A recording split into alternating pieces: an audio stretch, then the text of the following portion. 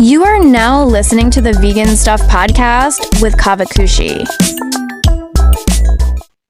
Hosting this podcast today are our two AI hosts, Sam and Kim.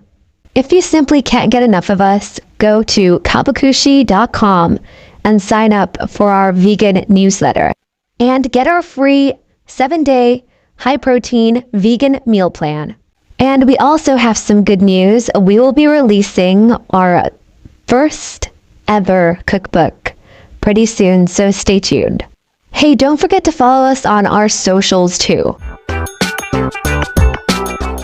Welcome back to The Deep Dive. I'm Sam, your guide today, and joining me as always is the exceptionally insightful Kim, our resident expert, ready to unravel complexities and connect the dots. Hey everyone. Today we're embarking on a truly exciting exploration, a deep dive into the life and profound commitment of the incredible Emily Deschanel. Yes, absolutely. You know her, of course, as the brilliant Dr. Temperance Bones Brennan from the long-running, much-loved TV series. But beyond her compelling on-screen presence, Emily Deschanel is, well, she's a passionate vegan, a steadfast animal rights activist, and a dedicated mom. That's right. We're going to spend our time today really digging into how her veganism has been far more than just a dietary choice. It's like a fundamental driving force that has shaped her entire life, influenced her career in the demanding world of Hollywood, and profoundly impacted her family dynamic. The big question we're asking for you, our dedicated vegan listener, is, what does it truly mean to live a principled vegan life in the public eye, with all its unique challenges, unexpected triumphs, and the constant opportunities for quiet advocacy? It's wonderful to be here, and you've really articulated the core of our exploration. What truly captures my attention about Emily Deschanel's journey as a prominent vegan advocate in Hollywood is, well, how perfectly it illuminates so many of the common challenges and, maybe more importantly, the often unsung triumphs that many within our vegan community experience every single day. Yeah, absolutely. Her story offers this incredibly rich tapestry from the very personal moment of her awakening, through the practicalities of maintaining a compassionate lifestyle in an industry that isn't always accommodating, right down to the deeply personal decisions involved in raising a vegan family. We'll be tracing her path from that pivotal point of personal discovery, observing how her values grew, and understanding her ongoing impact on both the entertainment world and her home life. This deep dive is absolutely for you, our vegan listener, to find inspiration, relatable experiences, and maybe some practical insights that you can apply to your own journey, whether you're just starting out or have been vegan for decades. Absolutely. So let's go right back to the very beginning, tracing the roots of Emily's compassionate life. Her vegan origin story is, well, it's pretty iconic within our community. A true lightning bolt moment. It really is. It all started back in 1991 when Emily was just 16 years old. She was attending Crossroads School in Santa Monica, which even then was known as a pretty progressive, forward-thinking place. And while there, she watched a documentary that, by her own account, quite literally changed the trajectory of her life. Mm-hmm. That film was Diet for New America, based on the best-selling book by John Robbins. Now, for those who might not know, John Robbins is a fascinating figure in his own right. He's actually the heir to the Baskin-Robbins ice cream fortune. Right, which is just amazing. Can you imagine that? The heir to an empire built on dairy-laden desserts becoming one of the most vocal critics of the animal agriculture industry. Talk about a profound pivot and a deeply personal plot twist. Totally. Emily recalls making an on-the-spot decision to become vegetarian right then and there, a powerful, immediate response to what she witnessed. And then, over the next 2 years, after being further convinced by an intense debate she heard between doctors discussing the healthfulness of meat and dairy, she made the full transition to being vegan by the age of 17. Wow, so young. I have to quip, imagine being a teenage Emily, walking past a Baskin-Robbins, knowing the founder's heir was behind the very documentary that made her rethink everything. Yeah. The sheer delicious irony of it is almost too perfect, isn't it? It truly is. The universe has a sense of humor, that one. Can you imagine the internal teenage struggle? No, I cannot betray the cause for a scoop of rocky road. But jokes aside, that early realization is incredibly potent. Placing this within a broader context, Emily's experience perfectly illustrates what many vegans, myself included, often describe as the triple whammy, that powerful, multi-layered convergence of factors that truly compels individuals to make such a significant and lasting lifestyle change. Right, the triple whammy. Let's break that down. Okay, so for Emily, this compelling intersection was, first and foremost, the visceral realization of animal suffering. She described being profoundly affected by learning, in vivid detail, how horribly animals are kept, treated, and ultimately killed in factory farms. Oh, yeah. This wasn't just an intellectual understanding, it was a deep emotional impact, a gut-wrenching realization she simply couldn't ignore. Her conviction is so clear when she explicitly states, "I don't believe that animals are ours to use or to harm. They feel pain. I don't think it's ethically sound to hurt an animal when it's perfectly healthy and doable to survive on non-animal sources of food." This ethical cornerstone became and remains her primary, unwavering motivation. That's powerful. So that's the first part. Secondly, a significant motivator was the staggering environmental footprint of industrial animal agriculture. Emily learned about the devastating effects of meat and dairy production, especially factory farming, on our planet. Which is huge. It is. She later cited a United Nations study that revealed factory farming was actually worse for the environment than all global transportation combined. Think about that for a moment. Every bus, every train, every plane, every car on the planet all together have less environmental impact than the animal agriculture industry. Wow. That's almost hard to grasp. It really is. That's a staggering, almost unfathomable fact that truly highlights the monumental scale of the issue. Okay, so animal suffering, environment, what's the third? And finally, though she often emphasizes that it isn't her primary motivator, the undeniable health implications of a meat and dairy-centric diet also played a role. It was undeniably part of that triple whammy that created an undeniable, irrefutable case for change in her mind. This multifaceted awakening often forms the bedrock of a commitment strong enough to navigate a non-vegan world, sustaining individuals through challenges. It also makes us reflect. What truly compels individuals to make such a profound lifestyle shift? And how do those core motivations, whether they are deeply ethical, environmentally driven, or health-focused, sustain them over the long term, especially when faced with societal pressures and the occasional craving? Emily's steadfastness is a powerful testament to the strength of those deeply held beliefs. That's a truly clear articulation of her motivations, and her commitment really shone through in her immediate actions. It wasn't just a personal choice that ended there. She immediately translated that conviction into tangible activism.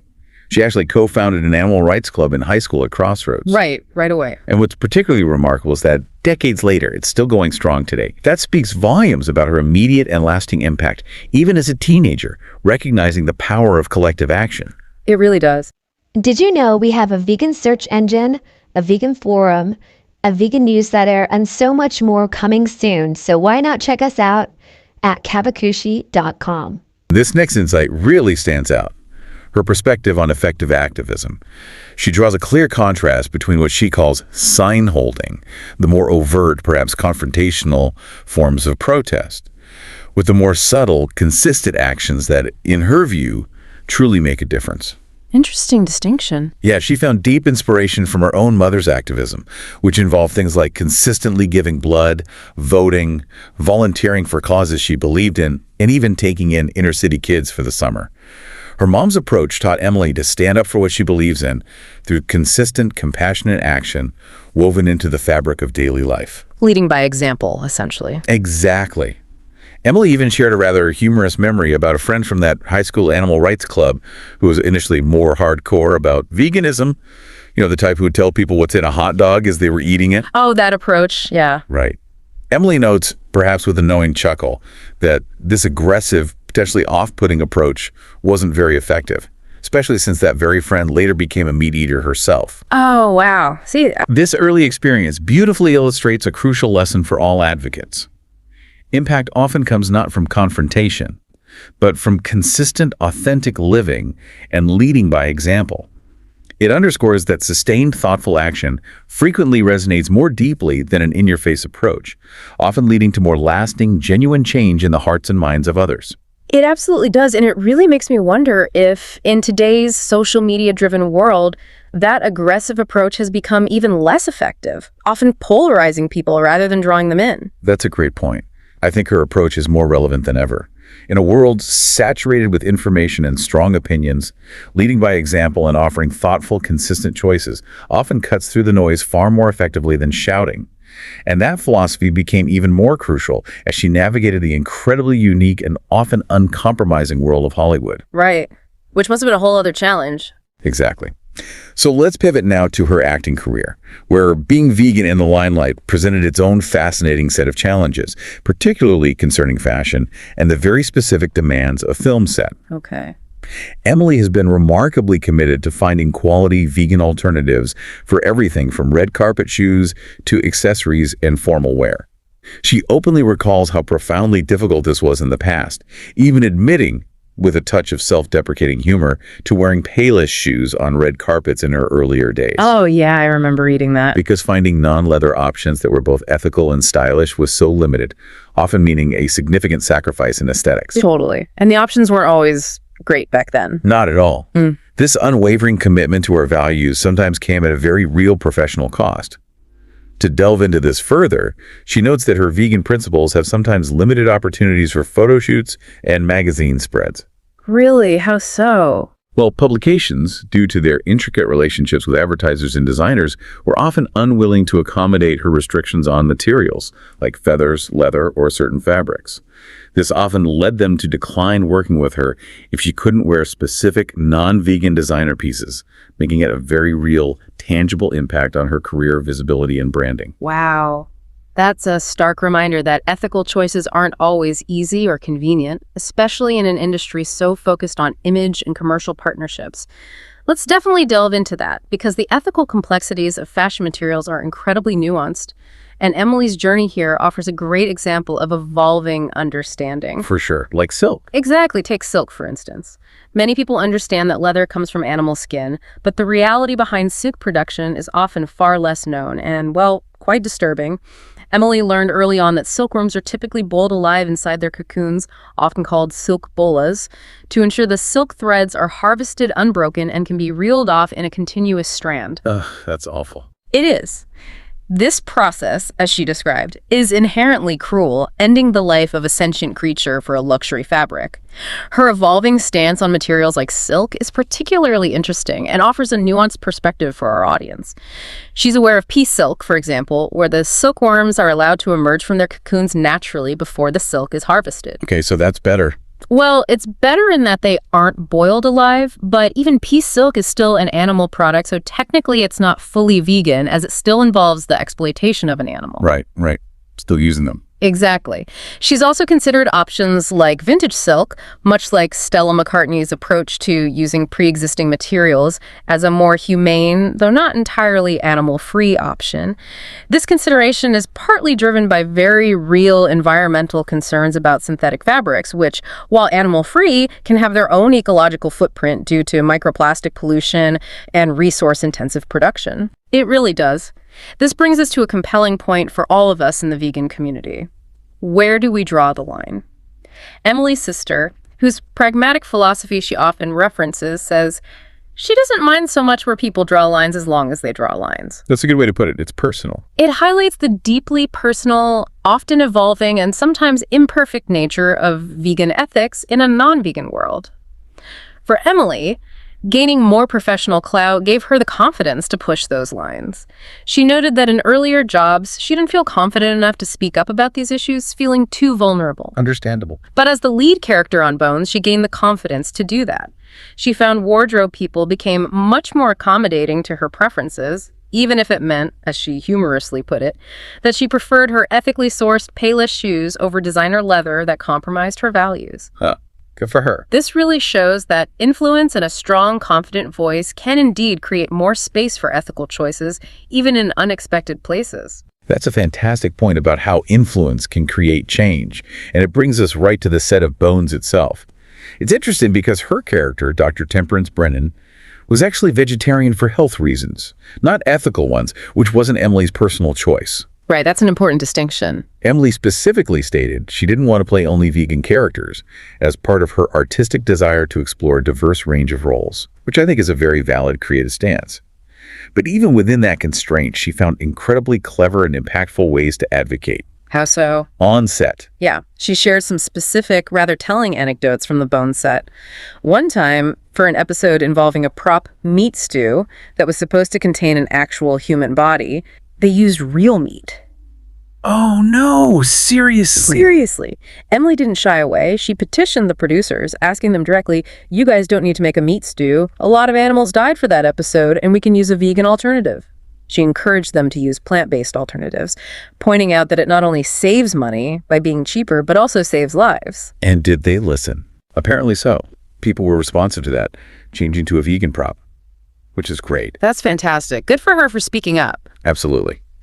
Another memorable incident was being given what was supposed to be a vegan grilled cheese on set. After eating quite a bit during multiple takes, you know, the actor's trick of nibbling or fully eating to make it look realistic on camera. Oh, I know the one. She discovered, to her dismay, that it actually contained lactose, and she got quite sick. Oh, that's awful. That's such a common fear, trusting food prepared by others. Totally. So small, everyday moments, often behind the scenes, where commitment is truly tested and where the trust we place in others, especially regarding food, can be inadvertently broken. And this next detail truly captivated me. Emily also reflected on how playing Dr. Brennan, this no-mush, all-left-brain genius character, actually affected her own life. Oh, really? She found herself becoming noticeably more logical and literal, sometimes even applying a kind of legalistic rule-following thinking to her husband's script writing. She'd find herself saying, well, that wouldn't logically happen, or like, legally you can't. You have to follow the rules. That's funny. But I can see how that could happen. It's fascinating how deeply a role can permeate one's own personality, even when, in so many other ways, you're clearly the passionate, ethically driven opposite of your character. It's a powerful testament to the immersive nature of acting. It truly is a testament to the power of immersive acting, isn't it? And what truly captures my attention about this is that despite these on-set challenges and the character's non-vegan diet, Emily found subtle yet incredibly significant ways to wield her influence. As an associate producer on Bones for 9 years. 9 years, wow. Yeah, she consistently requested at least one animal-focused episode per season.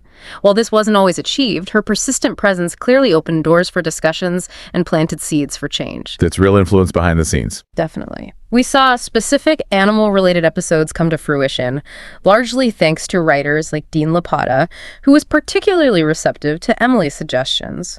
For example, there was a powerful episode about chicken factory farms and another delving into the complexities of the exotic animal trade. I remember those. They're quite impactful. They were. Emily even recounted a casual conversation with LaPotta where she mentioned bone char and sugar, processing a detail many don't realize makes refined sugar non-vegan, because bone char, essentially charred animal bones, is often used as a filtering agent to whiten sugar. Right, the hidden ingredients. Exactly. He was genuinely intrigued, saying, "What? I didn't know that. Oh, you just gave me a clue for something."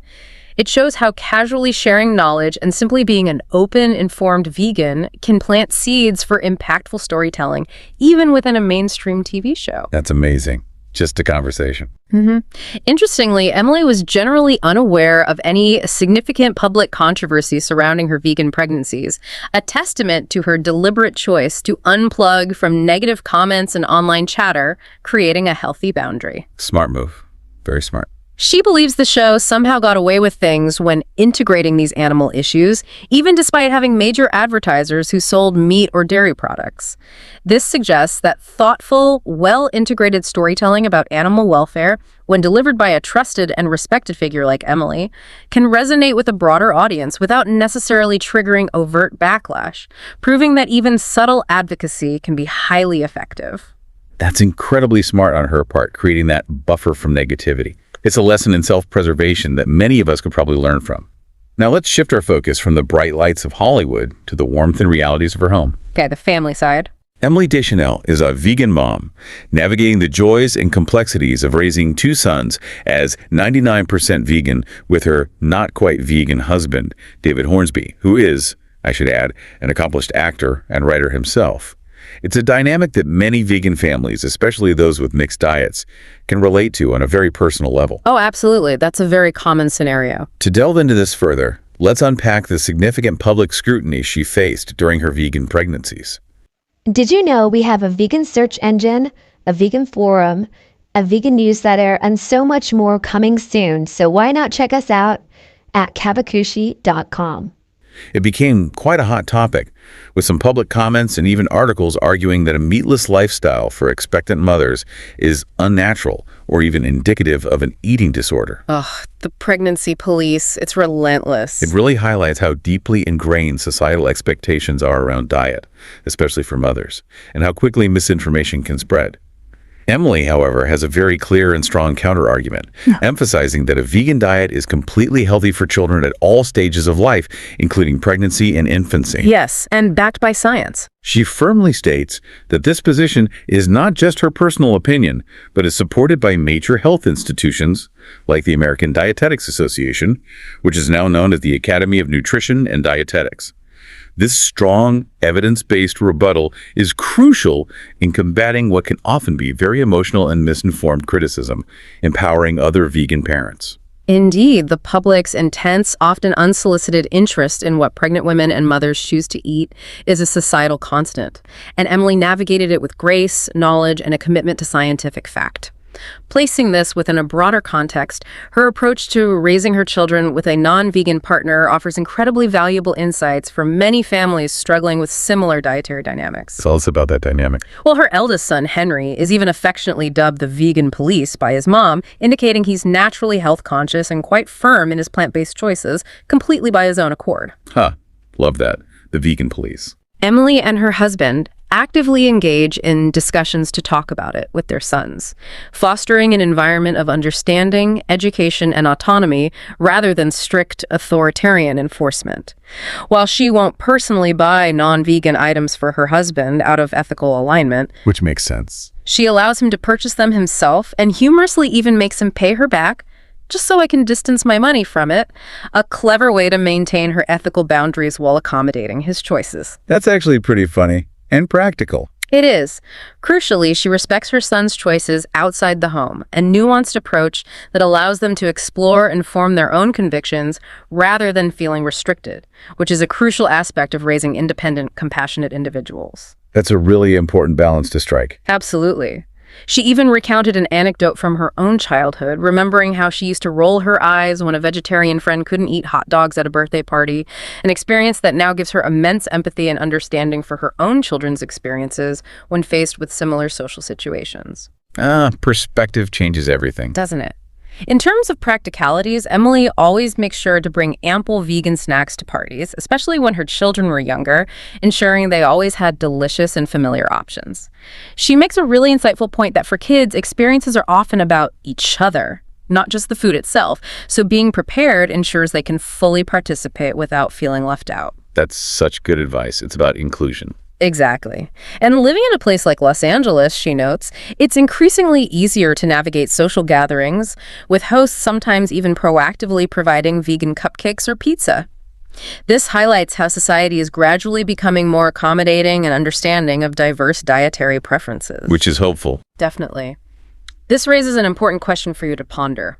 How do parents effectively navigate diverse dietary preferences within a family and the broader societal expectations while still instilling their core values in a way that truly resonates and empowers their children?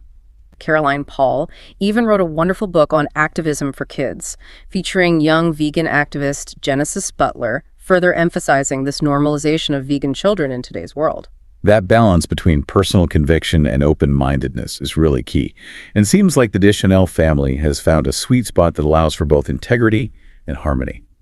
And speaking of family, it sounds like veganism, or at least vegetarianism, runs deep in the Deschanel family, giving new meaning to the term bone structure, especially given her iconic role.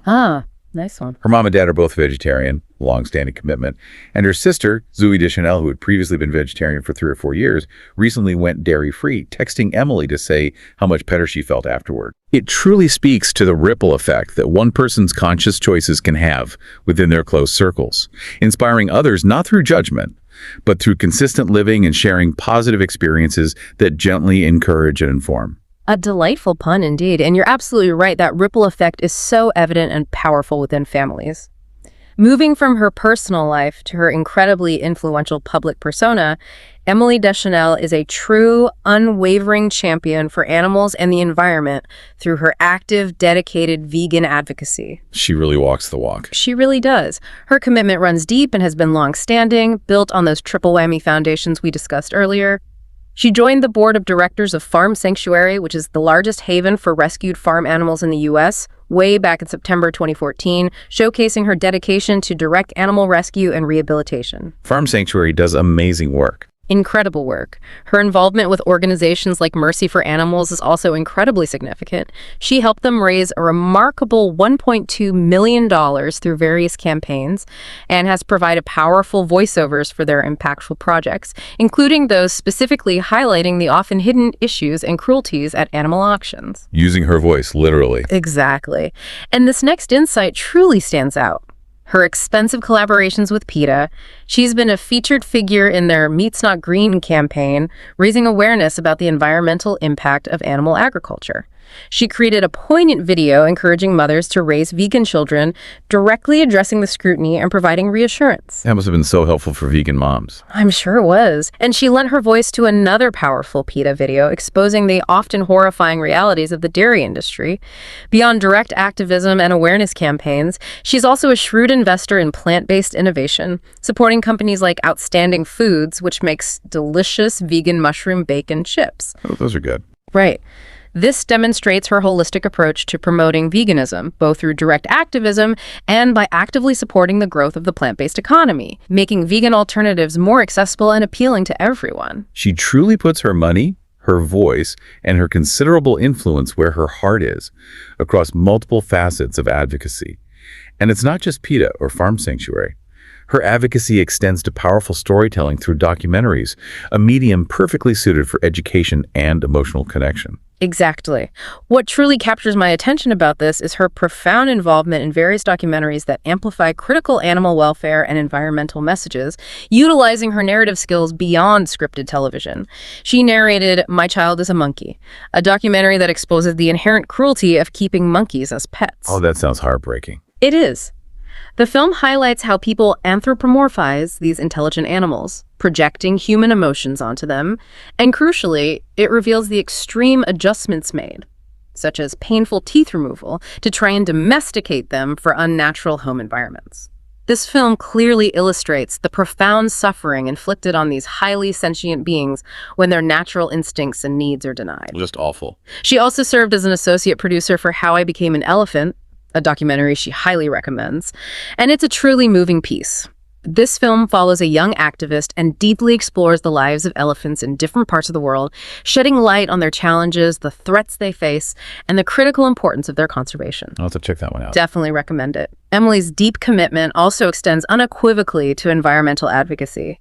She often refers back to that shocking UN study, emphasizing that factory farming has a greater impact on climate change than all global transportation combined. That stat again, it's just mind-blowing. It is. To give you some perspective, she actively advocates for people to at least eat less meat, pointing out that an astonishing majority, about 70–80% of grains grown in the U.S. alone, are fed directly to farm animals, an incredibly inefficient use of resources that contributes to massive waste and water pollution. Such a waste. Farm animals, she notes, produce an astonishing 130 times more waste than humans, further illustrating the immense ecological burden.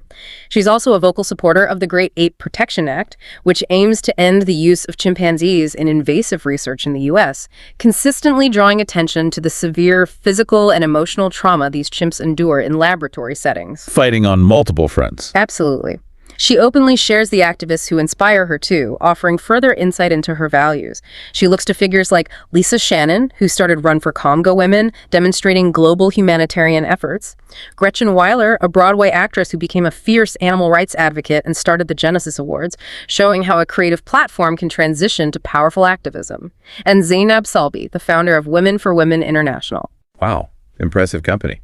Her inspiration from these diverse figures isn't just about their individual accomplishments. It speaks to Emily's appreciation for those who leverage their unique platforms and personal experiences for a cause, whether through grand global gestures or consistent, quiet dedication that sows seeds for future change, reinforcing her own philosophy of advocacy. Her dedication across so many fronts is truly inspiring.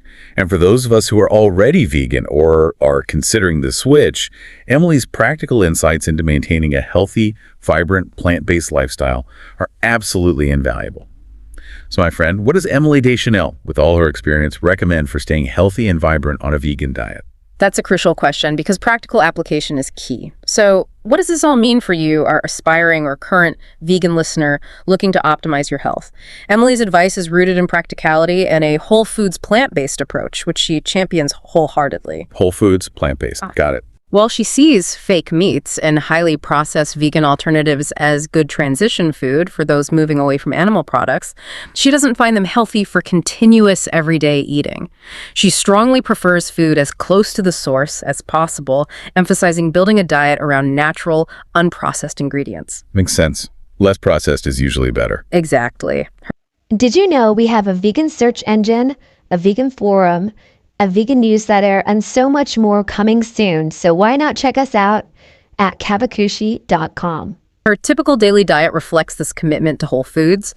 She often has delivered meals, which might include a substantial veggie hash for breakfast, sometimes boosted with protein powder, fresh berries, coconut water, leafy greens, and a fishless omega-3 supplement derived from algae. Ah, the algae omega-3s, yes. Good source. Which, for many vegans, is the preferred source. Algae is actually where fish originally get their omega-3s from, making it a direct, sustainable, and truly plant-based option. Good point. Lunch is consistently a large, nutrient-dense salad with a robust protein source like various beans, nuts, or seeds, accompanied by a flavorful, often homemade dressing. For dinner, she enjoys a variety of vegetable-based dishes with delicious and healthy sauces, such as a rich tomato sauce with plant-based Daiya cheese, or a heap of greens with a simple sesame sauce. She also makes a conscious effort to drink green juices every day or every other day, packing in micronutrients. Sounds delicious and super healthy. It really does. Emily also candidly discusses managing food intolerances, which is a common experience for many in our community.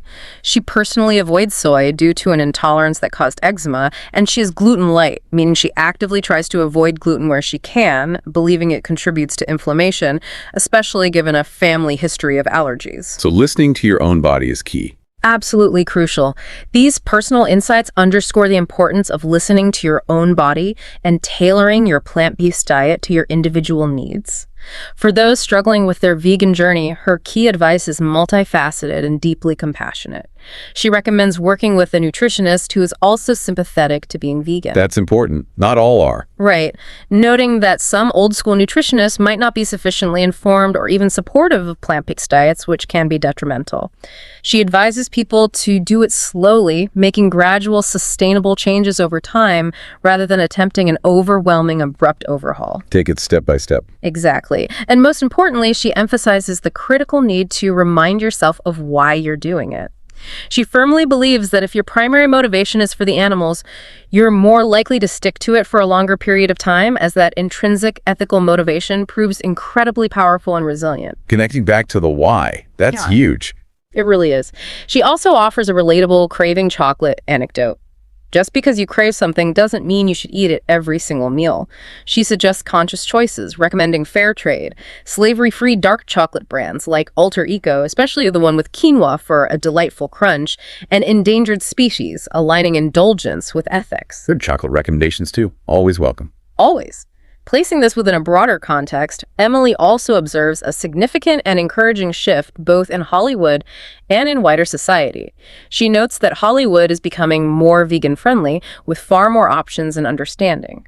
Globally, she feels veganism is more understood and accepted than ever before, moving away from being seen as an extreme fringe movement. That's definitely true. It's changed so much. The normalization of veganism by influential public figures, she points out, like former President Bill Clinton, also helps make it more okay for some people, breaking down barriers and reducing the stigma. And finally, for anyone visiting Los Angeles, her absolute favorite vegan restaurant recommendation is Crossroads, which she raves about without reservation. Crossroads. Heard amazing things. She praises specific dishes like their incredible crab cakes, the delicate artichoke oysters, their Caesar salad, their house-made ricotta, and even the speed chicken sandwich. Though she notes her soy intolerance means she can't have that specific soy-based dish herself. She proudly highlights that even her meat-eating friends love it, unequivocally calling it the best restaurant in Los Angeles, bar none, a powerful endorsement of how delicious and satisfying plant-based food can be for everyone. Wow. High praise indeed. What a wealth of practical advice, inspiring insights, and delicious recommendations. Emily Deschanel truly embodies what it means to live a principled, compassionate life, weaving veganism into every aspect, from her high-profile career to her private home. She really does. She's an incredible example of how veganism isn't just a diet or a trend, but a powerful ethos woven into every fiber of her being. Her unwavering dedication to animals, her thoughtful commitment to the environment, and her conscious effort to set a compassionate example for her children are truly remarkable and deeply motivating. So, what does this all mean for you, our dedicated listener? Emily's expansive journey reminds us that living a vegan life is a profoundly powerful personal choice with far-reaching positive effects, even if it comes with its own unique set of challenges and the occasional frustratingly mistaken lactose-filled grilled cheese incident. Precisely. Emily's story is a compelling demonstration that veganism, when approached thoughtfully and with genuine commitment, especially when that commitment is rooted in deeply held ethical beliefs about animal welfare, is truly different, not difficult or dangerous. Well said. Her experiences show us that it's entirely possible to thrive, to advocate effectively, and even to influence broad cultural shifts, all while staying profoundly true to one's core values. This raises an important question for you to ponder as you go about your week, inspired by Emily's unwavering commitment. What small, conscious choice can you make this week to deepen your own connection to a compassionate, plant-based world? Ooh, I like that. Perhaps it's researching a new vegan product to integrate into your kitchen, seeking out one of the animal-focused documentaries Emily mentioned, or simply engaging in a thoughtful, empathetic conversation about plant-based living with someone who is curious. Wonderful food for thought, indeed. Yeah. And what a truly enlightening deep dive it has been into Emily Deschanel's inspiring vegan journey. We hope you feel as motivated, informed, and uplifted as we do. I hope so. Thank you for joining us. Until next time, keep digging deeper, keep exploring, and we'll see you on the next deep dive. Thanks for listening. We hope you liked this episode. If you did, we'd really appreciate it if you could give us 5 stars on whatever platform you're listening to this podcast on. Also, we would be so appreciative if you could just share this episode or this podcast with all your friends and family who are vegans or vegan friendly. We're also really excited because we are going to be launching something really cool pretty soon on the site, so keep an eye out for that. And we will see you really soon with a new episode.